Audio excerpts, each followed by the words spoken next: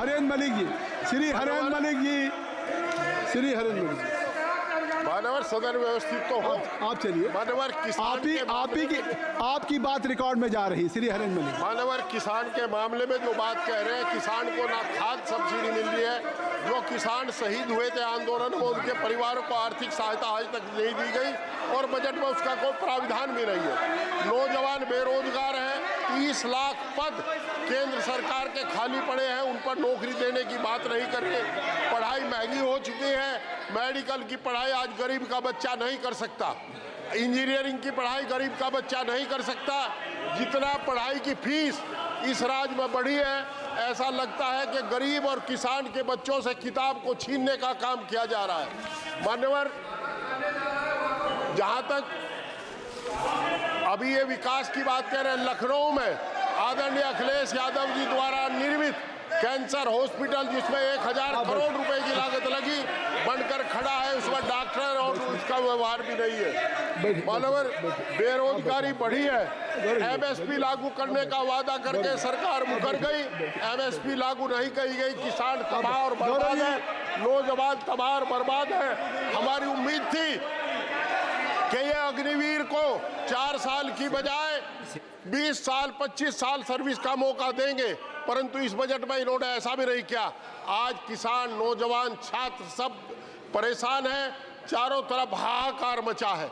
आप किसान की बात करते हैं, 6000 रुपये किसान को देते हो, 6000 रुपये में 2 कट्टे डीएपी के आते हैं। आज की तारीख में 2-3 कट्टे, 3 कट्टे, क्या करेगा 6000 रुपये लेकर के किसान? ट्रैक्टर पर आपने हमें उम्मीद थी कि ट्रैक्टर पर जीएसटी खत्म करेंगे, एग्रीकल्चर इंप्लीमेंट्स पर जीएसटी खत्म करेंगे, परंतु बजट में ऐसा कोई प्रावधान नहीं है। मैं आपके माध्यम से सरकार से अनुरोध करता हूं कि एक तो किसान के ट्रैक्टर से 10 साल की 15 साल की सीमा हटा दी जाए, दूसरा ये इसके ऊपर जो जीएसटी है एग्रीकल्चर इंप्लीमेंट्स पर और जीएसटी खत्म कर दी जाए। आपका चाहे पंप सेट हो, चाहे इलेक्ट्रिक मोटर हो, चाहे ट्रैक्टर हो, चाहे ट्रैक्टर टायर हो, चाहे ट्रैक्टर पार्ट हो। मान्यवर, मेरा अनुरोध ये भी है कि जो पढ़ाई को किताब छीनने का काम जो इन्होंने किया है, उसको ये फीस जो बढ़ाई है, आज एमबीबीएस 1 करोड़ रुपए से कम में नहीं हो सकता, वो फीस बढ़ा करके इन्होंने गरीब के बच्चे को पढ़ने से महरूम किया है। मान्यवर, जो रोजगार आप दे नहीं रहे, कम से कम पुरानी पेंशन तो बहाल कर दो, ये भी आपके वोटर हैं, पुरानी पेंशन बहाल करने का काम करें, ऐसा मेरा अनुरोध है।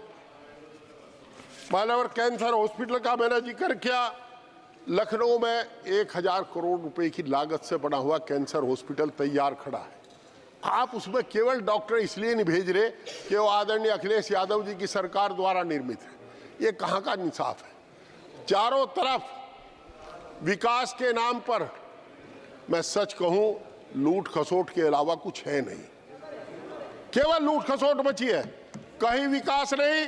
आपके नेताओं का विकास हो रहा है, जनता का कहीं विकास हो नहीं रहा। लोग तराई तराई कर रहे हैं, रोज हिंदू हिंदू करते हो। हरिद्वार में हर हिंदू जाता है, चाहे जिंदा जा चाहे मुर्दा जा। आप हरिद्वार को टोल मुक्त कर दो, जो हरिद्वार को रोड जाती है उस पर टोल ना लगाओ। हमें अंग्रेजी सरकार में, आप मेरे साथ सदन में थे आदरणीय महोदय, जिस दिन डॉक्टर अम्मार रिजवी ने सीतापुर के पर टोल लगाया था, आप ही कहने वाले थे कि जजिया कर देना पड़ेगा। आज आप हरिद्वार पे भी जजिया कर ले रहे हैं। कहाँ आप जजिया कर नहीं ले रहे? चारों तरफ जब आदमी सड़क पर चलता है टोल देता है, कार खरीदता है, ट्रैक्टर खरीदता है, जब आपको टैक्स देता है, डीजल डलवाता है तब टैक्स देता है, जब पास कराता है, रजिस्ट्रेशन कराता है तब टैक्स देता है। कितनी बार टैक्स दे? ये समझ से परे की बात है। 750 किसान शहीद हों और देश के प्रधानमंत्री जी, आदरणीय प्रधानमंत्री जी, एक शब्द भी उनके शोक का ना लिखे, इससे बड़ी बात कुछ हो नहीं सकती। और आदरणीय किसी मंत्री को कोई पूछता ही नहीं, ये क्या वादा किया है उनसे, उस पर कोई काम नहीं हुआ।